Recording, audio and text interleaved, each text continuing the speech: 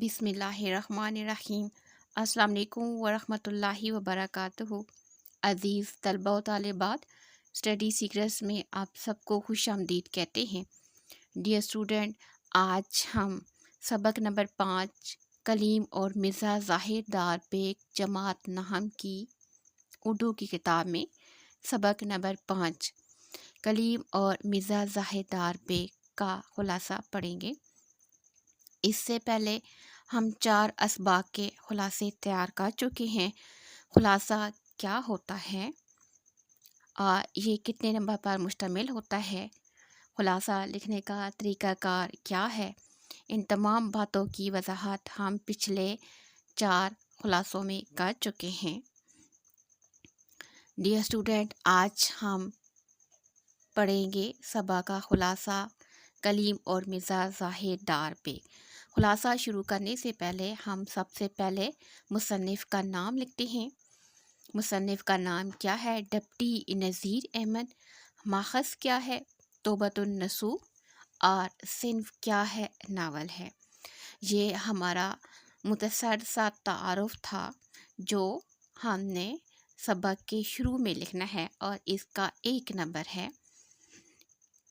سبق کی چیدہ اور اہم عنوانات ہیں جو کہ انتہائی ضروری ہیں۔ یہ ہمیں پتہ دیتے ہیں کہ اس سبق کا جو تعلق ہے وہ کس چیز سے ہے۔ سیکنڈلی، خلاصہ شروع ہوتا ہے۔ خلاصہ لکھنے سے پہلے ہم نے مصنف کا تعارف 2 یا 3 لائنوں میں بیان کرنا ہوتا ہے، اور وہ تعارف ایسا جاندار ہونا چاہیے تاکہ ان 2 یا 3 لائنوں میں مصنف کی پوری زندگی کا احاطہ ہو سکے۔ ڈپٹی نذیر احمد اردو کے پہلے ناول نگار ہیں۔ یہ ہم ان کے تعارف میں پہلے پڑھ چکے ہیں۔ آپ کے ناول اصلاحی انداز کے حامل ہیں، کیونکہ انہوں نے معاشرے کی اصلاح کے لیے ناول لکھے ہیں، لہٰذا آپ کے ناول جو ہیں وہ اصلاحی انداز کے حامل ہیں۔ آپ کی زبان علمی بھی ہے اور عوامی بھی۔ علمی سے کیا مراد ہے؟ علمی سے مراد ان کی زبان میں روزمرہ اور محاورے کا استعمال بہت عام ہے، اور عوامی اس لیے ہے کہ چونکہ انہوں نے ناول معاشرے کی اصلاح کے لیے لکھے ہیں تو عوام ان کے ناول کو بہت ذوق و شوق سے پڑھتی ہے۔ آپ کو دلی کی صاف اور با محاورہ زبان پر کمال دسترس حاصل تھی۔ دلی جہاں پر انہوں نے اپنی زندگی کا اہم ترین وقت گزارا، تو اس کی جو زبان ہے دلی کی صاف اور با محاورہ زبان پر کمال دسترس حاصل تھی، یعنی مکمل عبور حاصل تھا۔ اس زبان کے تمام جو پیچ و تاب ہیں ان سے وہ واقفیت حاصل کرتے تھے، اور ان کا استعمال انہوں نے ناولوں میں بہت اچھے انداز میں کیا ہے۔ اس شاندار انداز میں جملے لکھے ہیں کہ لوگ مسحور ہوئے بغیر نہیں رہ سکے۔ خلاصہ شروع کرتے ہیں۔ کلیم اور مرزا ظاہر دار بیگ ڈپٹی نذیر احمد کے ناول توبۃ النصوح سے لیا گیا ہے۔ یہاں پر 2 امپورٹنٹ جو باتیں ہیں وہ ہم نے انورٹڈ کاما یعنی کاما میں لکھی ہیں۔ ایک ہے کلیم اور مرزا ظاہر دار بیگ، یہ سبق کا نام ہے، اور ڈپٹی نذیر احمد کے ناول جو کہ ماخذ ہے توبۃ النصوح، اس سے لیا گیا ہے۔ میاں نصوح وبائی بیماری ہیضہ کا شکار ہو گیا۔ اس پر دوا کا اثر ایسا ہوا کہ وہ گہری نیند سویا۔ اس نے خواب میں لوگوں کا مجمع دیکھا۔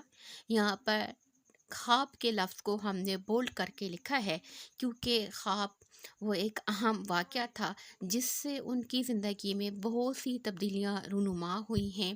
خواب نے ان کی جو زندگی کی حقیقت ہے اس سے پردہ اٹھایا ہے، لہٰذا ہم نے خواب کو بولڈ کر کے لکھا ہے۔ ایک تو واقعات کی ترتیب اور ان کو یاد کرنے میں آسانی رہے گی، دوسرا پیپر کی خوبصورتی میں بھی اضافہ ہوگا۔ اس کی بدعمالیوں پر اس سے سوال ہو رہے تھے۔ طویل خواب کے بعد نصوح بیدار ہوتا ہے، اپنے خاندان کی اصلاح کرنے کی ٹھان لیتا ہے۔ یہاں پر ہم نے اصلاح کا لفظ جو ہے وہ بولڈ کر کے لکھا ہے۔ وہ اس لیے لکھا ہے کیونکہ خواب کے بعد اس کے عمل درآمد کے بعد کیا تبدیلیاں رونما ہوتی ہیں، یعنی وہ اپنے خاندان کی اصلاح کرنے کا ارادہ کرتے ہیں، اور کہ میں نے کس طریقے سے اپنے خاندان کو راہ راست پر لانا ہے اور اپنی کوتاہیوں کو ٹھیک کرنا ہے۔ پھر اپنی بیوی فہمیدہ کو اپنا ہم خیال بناتا ہے۔ چھوٹے بیٹے کی اصلاح ہو جاتی ہے، مگر بڑا بیٹا کلیم جو برائیوں میں مبتلا ہوتا ہے، سمجھانے کے باوجود اس پر باپ کی باتوں کا اثر نہیں ہوتا۔ تو باقی سب کی اصلاح ہو جاتی ہے، لیکن بڑا بیٹا جو کلیم ہے، جو کہ برائیوں میں مبتلا ہو چکا ہے، تو اس کی اصلاح تھوڑا سا مشکل ہے۔ باپ کا گھر چھوڑ کر مرزا ظاہر دار بیگ کے پاس پہنچتا ہے، جس کے پلے کچھ نہیں ہوتا۔ پلے سے مراد جس کے پاس کچھ نہیں ہوتا، یہ لفظ اس لیے بول کر کے لکھا ہے کیونکہ یہیں سے ایک سبق یا ایک ناول کی کروٹ بدلتی ہے، حالات بدلتے ہیں، کیونکہ وہ ظاہر میں کچھ ہوتا ہے اور باطن میں کچھ ہوتا ہے، یعنی اپنے بارے میں اس نے بہت کچھ بتایا ہوا ہوتا ہے، اور اس کی انہی باتوں سے متاثر ہو کر کلیم جو ہے وہ اپنے باپ کا گھر چھوڑتا ہے۔ کلیم کے کئی بار دروازہ کھٹکھٹانے کے بعد لونڈیاں پوچھتی ہیں، دروازے پر کون ہے؟ تو کلیم مرزا کو بلانے کا کہتا ہے۔ لونڈیاں دریافت کرتی ہیں کہ مرزا کون ہے۔ کلیم وضاحت کرتا ہے کہ مرزا ظاہر دار بیگ جو جمعہ دار صاحب کا وارث ہے۔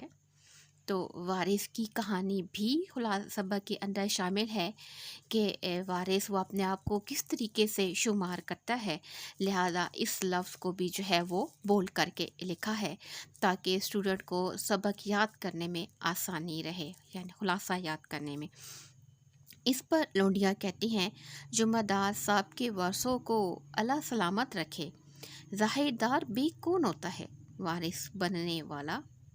پھر دوسری لونڈی کہتی ہے کہ مرزا بانکے کے بیٹے کا نہ پوچھ رہا ہو۔ اس پر وہ ظاہر دار بیگ کا حلیہ بتانا شروع کرتی ہے۔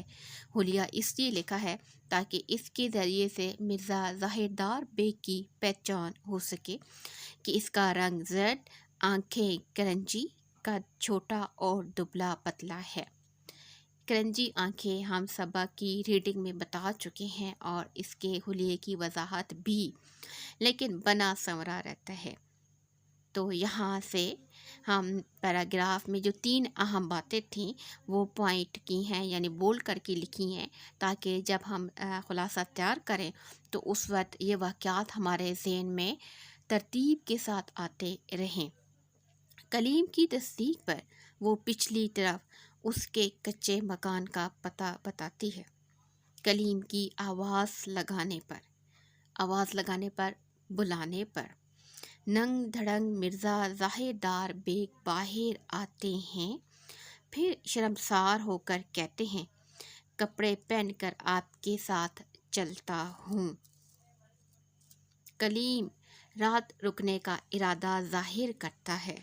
رات کا لفظ اس لیے بورڈ کر کے لکھا ہے کیونکہ رات میں جو کچھ کلیم کے ساتھ ہوتا ہے، تمام واقعات اور کلیم کے ساتھ کس طریقے سے رات کو پیش آتے ہیں، ان تمام کی تفصیلات جو ہے وہ خلاصے میں شامل ہے، لہٰذا رات سے ایک مرزا ظاہر دار بیگ کی اصل حقیقت سامنے آتی ہے کہ وہ کیسا شخص ہے یا اس کی اصلیت کیا ہے۔ کلیم رات رکنے کا ارادہ ظاہر کرتا ہے تو مرزا اسے ایک چھوٹی سی ویران مسجد میں لے آتا ہے۔ مسجد کا لفظ بھی بورڈ لکھا ہے کیونکہ مسجد ویران، وحشتناک اور خوفناک ہے۔ مسجد میں نہ تو کوئی حافظ ہے، نہ کوئی امام ہے اور نہ کوئی نمازی، بلکہ وہاں چمگادڑوں کا ڈیرا ہے، یعنی جہاں چمگادڑوں کا شور ہے، فرش پر گندگی ہے اور نہ کوئی نمازی ہوتا ہے اور نہ امام۔ کلیم مرزا سے پوچھتا ہے کہ تم تو خود کو محل سرا کی ہر چیز کا مالک کہتے ہو، پھر ایسی حالت کیوں ہے؟ مرزا جواب دیتا ہے کہ جمعہ دار صاحب کی وفات کے بعد لوگوں کے رویے سے تنگ آ کر میں نے کنارہ کشی اختیار کر لی ہے۔ لوگ مجھے منا کر لے جانا چاہتے ہیں، لیکن میں اسے اپنی غیرت کے خلاف سمجھتا ہوں۔ کلیم سے مرزا گھر جانے کی اجازت طلب کرتا ہے۔ کلیم کہتا ہے کہ اندھیرے میں میرا جی گھبراتا ہے، آپ چراغ بھیج دیجیے۔ چراغ کا لفظ بول کر کے لکھا ہے کیونکہ چراغ مرزا کے گھر میں نہیں ہوتا، اور وہ اس کا بہانہ کس انداز میں بناتا ہے، اس سے آپ کو وہ سارا واقعہ یاد آ جائے گا۔ مرزا کے گھر چراغ نہیں ہوتا تو وہ عذر پیش کرتا ہے کہ میں لیمپ بھیج دیتا، لیکن روشنی پر پروانے آئیں گے جو تمہیں تنگ کریں گے۔ کلیم چونکہ گھر سے ناراض ہو کر نکلتا ہے، اس لیے وہ بھوکا ہوتا ہے۔ وہ مرزا زاہد دار بیگ کو اپنی بھوک کا بتاتا ہے۔ بھوک کا لفظ بھی بول کر کے لکھا ہے کیونکہ بھوک کے بدلے میں اسے کیا کھانے کو ملتا ہے، اس کی بھی سبق کے اندر تفصیل موجود ہے، اور اس کا 2 یا 3 لائنوں میں جملے جو ہیں وہ ہم نے یہاں لکھے ہیں تاکہ واقعات کا تسلسل بھی برقرار رہے۔ تو وہ اسے دکان سے بھنے ہوئے چنے لا کر دیتا ہے اور ان چنوں کی قصیدہ خوانی میں کہتا ہے کہ جیسے گھی میں تلی ہوئی دال ہو۔ پھر مرزا گھر جا کر ایک میلی دری اور تکیہ بھیجتا ہے۔ میلی دری اور تکیہ اس کو بول کر کے لکھا ہے کیونکہ یہ جب غائب ہوتے ہیں تو اس کے بعد اسے حوالات بھی جانا پڑتا ہے۔ صبح کے بعد جب کلیم کی آنکھ لگتی ہے تو اس کے آس پاس جو کچھ ہوتا ہے اسے کوئی اڑا کر لے جاتا ہے۔ کلیم دیر تک سویا رہتا ہے اور نیند میں پہلو بدلتا ہے تو چمگادڑوں کی بیٹ کی وجہ سے وہ بھوت جیسا بن جاتا ہے۔ بھوت کا لفظ اس لیے لکھا ہے کیونکہ اس کی جو اصلی شان و شوکت والی حالت ہے وہ ایک ہی رات میں بدل جاتی ہے، اور لوگ اس سے خوفزدہ ہو کر ڈرنا شروع کر دیتے ہیں، بھاگ جاتے ہیں، اور اسی کا یہی حلیہ اسے حوالات میں بھی لے جاتا ہے۔ جب وہ بیدار ہوتا ہے تو اس کے پاس منہ دھونے کے لیے پانی بھی نہیں ہوتا۔ اندھیرا چھا جاتا ہے تو وہ مرزا کے گھر جاتا ہے، اس کو آواز دیتا ہے۔ گھر سے مرزا کی بیوی کلیم سے دری اور تکیے کا مطالبہ کرتی ہے۔ اس پر وہ خاموشی سے نکلنے لگتا ہے کیونکہ وہ کوئی اور چرا کر لے جا چکا ہوتا ہے، لیکن مرزا کی بیوی شور و غل مچاتی ہے، جس پر اسے پکڑ کر کوتوالی کے پاس لے جاتے ہیں۔ کوتوالی کا لفظ جو ہے وہ بھی بول کر کے لکھا ہے کیونکہ کوتوالی جو ہے اس کے ساتھ کیسا سلوک کرتا ہے، اور خلاصے کا یا سبق کا اختتام بھی یہیں پر ہوتا ہے، لہذا یہ انتہائی اہم واقعہ ہے۔ کوتوالی کے پاس لے جاتے ہیں۔ کلیم اسے اپنے حسب و نسب کا حوالہ دے کر اپنا تعارف کرواتا ہے، لیکن کسی کو اس پر یقین نہیں آتا۔ کوتوالی سپاہیوں سے کہتا ہے کہ اسے نسو کے پاس لے جاؤ، وہ اسے اپنا بیٹا تسلیم کرتا ہے تو ٹھیک، ورنہ اسے واپس لا کر حوالات میں بند کر دینا۔ مجھے امید ہے آپ کو سبق کا خلاصہ یاد کرنے میں اور لکھنے میں انتہائی آسانی رہے گی، کیونکہ سبق کے اہم واقعات کو بولڈ کر کے اور انتہائی آسان انداز میں سمجھائے ہیں تاکہ آپ پورے نمبر حاصل کر کے شاندار کامیابی سے ہمکنار ہو سکیں۔